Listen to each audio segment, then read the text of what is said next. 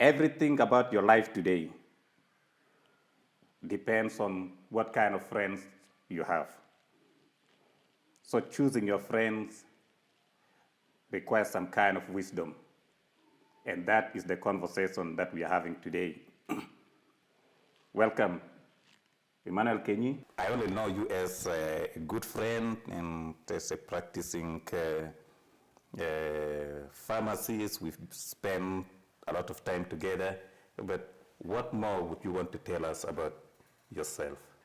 By name, Dr. Emmanuel Kenyi John Kassiano, a pharmacist by profession, currently working with the Central Equatorial State Ministry of Health, an activist, football lover, and not only football, all the sports. I love it. And also I practice. It's not only loving it that I talk about it only, but I also practice. I also encourage people. I'm a motivational speaker. Emmanuel Kenyi, it's good to have you here, and we are talking about choosing your friends. Discuss with us your journey in the area of friendship. What kind of friends do you used to have during your childhood, and how did they affect your life? I was raised from an area called Lologo. Since that time in my childhood friends, I have childhood life actually, I have the childhood friends, and most things that we do that time, we play. Mm-hmm.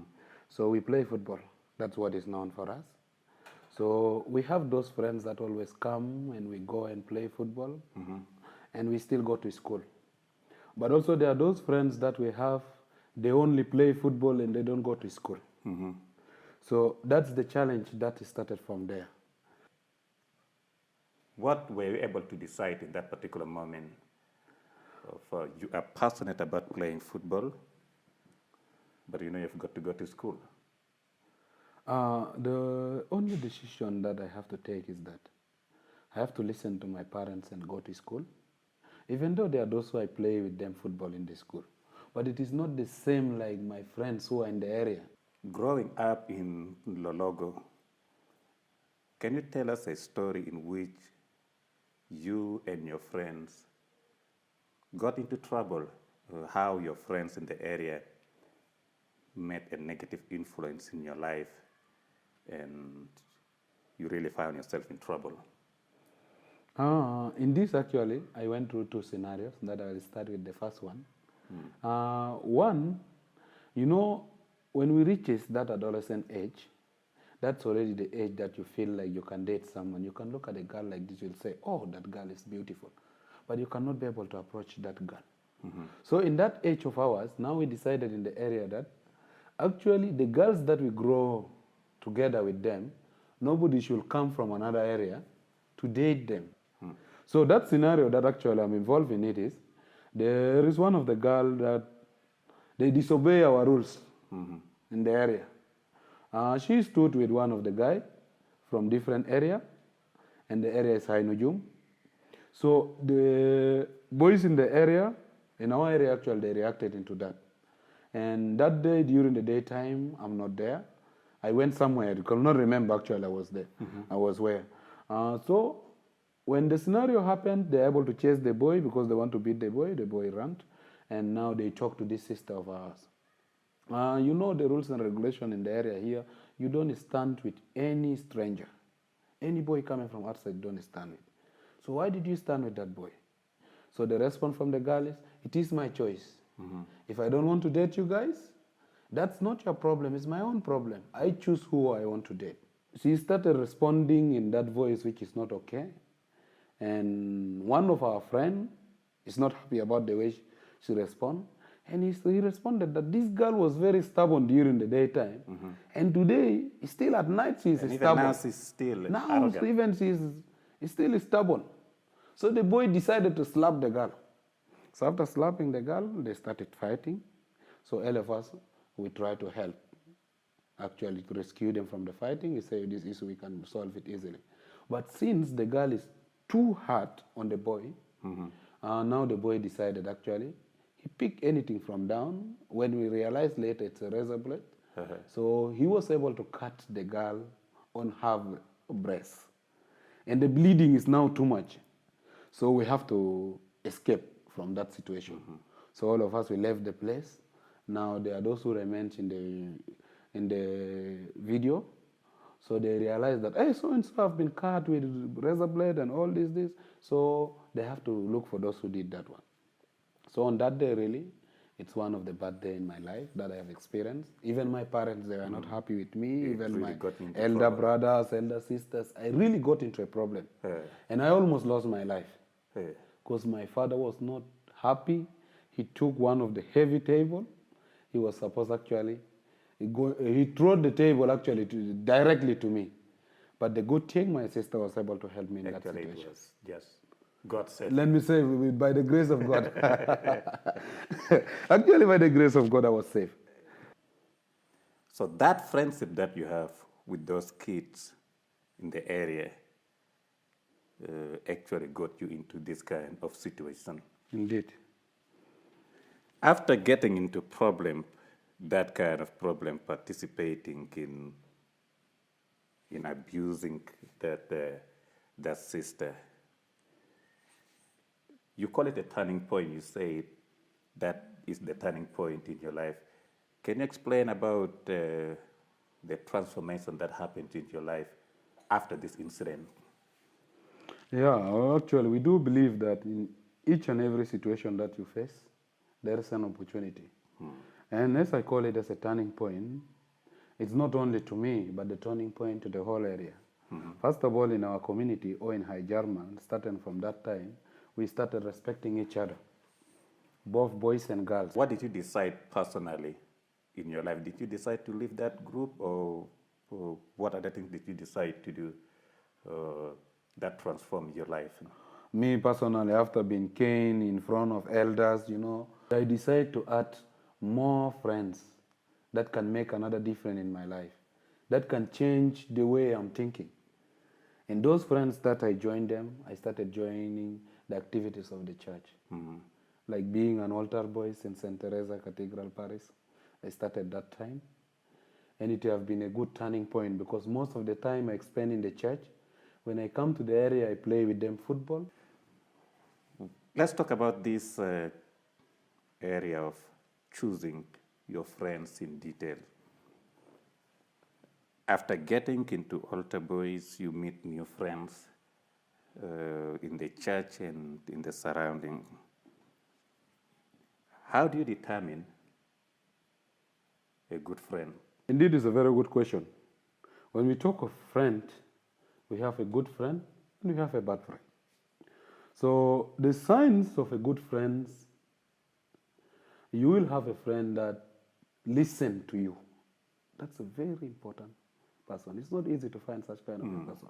That's the first quality of a good friend. Someone that wants to listen to you. 2, someone that needs to spend time with you. Someone that trusts you and someone that is loyal. Basically, those are the 4 qualities of a good friend that I have to mention. For you to identify if someone is good or bad. What will make you to want to trust me? Issue of trust is one of the complicated issues. That's not easy for you to trust someone. But we also have to learn that in life, without trusting people, you cannot go ahead. You will not progress. Have you ever felt betrayed by your own friend? Several times. Being disappointed with the friends in my childhood life, yeah. I've been disappointed. Is it in the same scenario of the football? So we went for one of the church tournaments that we have been playing. And in that church tournament that we have been playing, it reaches to the scenario that actually I was injured. Me personally, I was injured. Most of the people decided that the match have to be stopped. And the match have to be stopped and all of us have to go to the hospital and accompany our brother. And that time I'm the assistant captain of the team. But others decided that they have to play. Nothing like that in football. I feel betrayed in another way around. But I do understand that that is normal also in football. But the betrayal become real when I was taken to the hospital and I was returned back home. Even though we lose the mass, we lose the match actually that day, and our box of biscuit is taken. But they did not come back actually to say, my brother, sorry for what have happened and what. Some of them started making fun of me, and it's really a betrayal that I feel that time very bad. From living in a small area in Lologo and having friends that got him into some kind of unfavorable situation, to joining church, joining altar boys in particular, to meeting new friends in secondary schools. Emmanuel Kenyi is now a practicing pharmacist, and he is also one of the founders of a pharmacy here in Juba. We call it Six Pharmacy. And I would like to ask if the role of friendship in you setting up the pharmacy that you run now with your friends. How did the idea of pharmacy, Six Pharmacy, come about? Thank you for that. That's what you have mentioned. Currently, actually, I'm a registered pharmacist. And friendship have really helped a lot in my life and in the life of other people outside there. So when I was in university, I met so many friends, which later on they become my brothers. Because being in a foreign run... And sisters. Yeah, indeed. My brothers and sisters. So indeed, being in a foreign run, you don't have your parents there, you don't have your relatives and all this, so you have to create a new family. So we created that new family based on friendship. And there was one day that we sat, because after our dinner, mostly we go to the football pitch. If we don't have a game, and then we went there. We almost 7, 8 people. I started the conversation, say, guys, it's only 5 months from now. The journey of 5 years is going to end. So how are we going to balance this life of childhood friends, or those who are grown up with them in the area, and us who are in the university? So we started brainstorming, and the answer that I realized later, it's good that most of us here now, we are all pharmacists. What if when we reach there and we open one pharmacy with the intention of uniting all of us and also giving service to the community? And most of us seconded it. Yeah, it sounded a good idea. Then we say, okay, it really sounds a good idea. Let's see the action after the graduation. So that's how actually the idea originated. How do you maintain your friendship while you know that your friends have a different habit contrary to yours? They have a different lifestyles contrary to yours. But you don't want to leave them.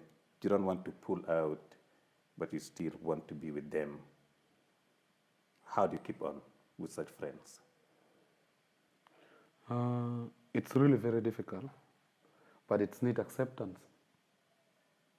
One thing that we should know that as humans, we are not perfect. Let's put this in perspective.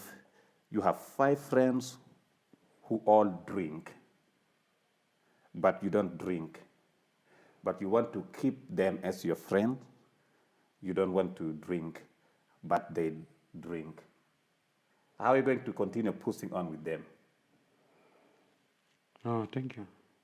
As I started answering, say that all of us are not perfect. When we talk of habits, it's something that you started doing it once, and second time, and third time, and you start getting used to it. So which means that habit also, easily it can be changed. It's all about being a man of principle. It's all about being the man of your words. You should know that you are going to play a role of a turning point.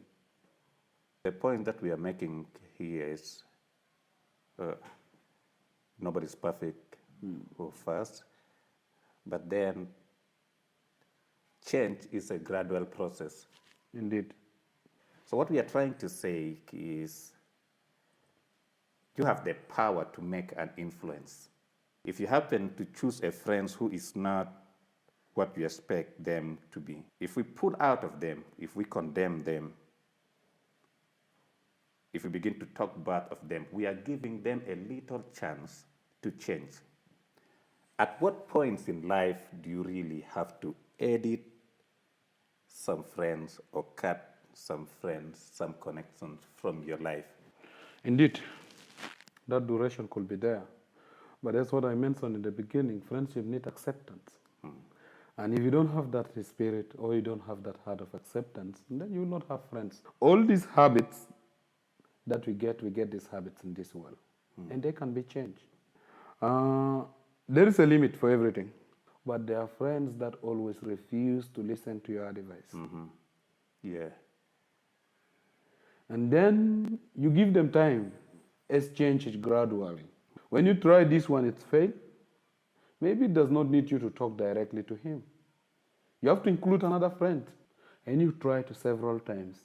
And he is rigid. And he don't want to change. You will not cut the friendship.